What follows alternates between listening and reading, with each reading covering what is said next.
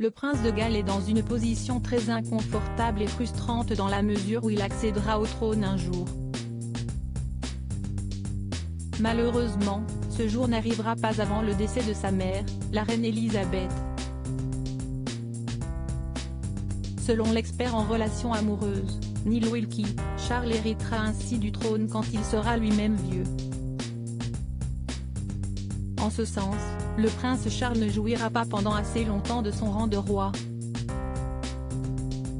Pourtant, cela fait longtemps, 20 ans déjà pour être exact, qu'il est prêt à assumer cette fonction. La reine a actuellement 95 ans et se porte comme un charme.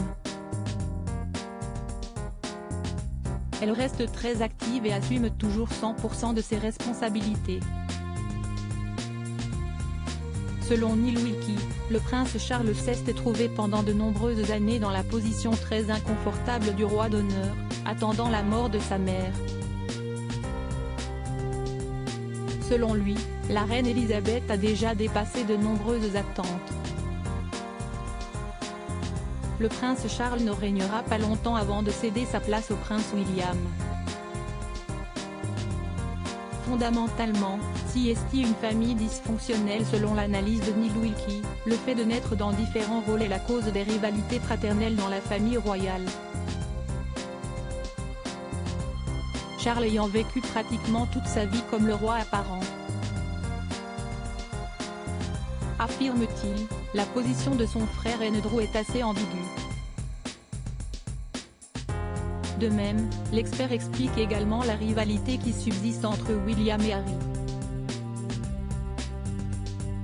Le duc de Cambridge étant né avec la probabilité de devenir roi un jour alors que pour son frère sa position est moins définie, déclare-t-il. Dans cette famille dysfonctionnelle, Neil Wilkie estime que la princesse Anne est celle qui a su accepter son rôle sans faire de vagues.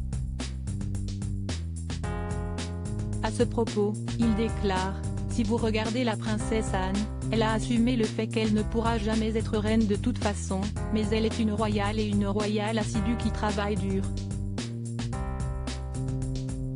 Pour lui, la princesse Anne serait la seule qui incarne la normalité dans la famille royale.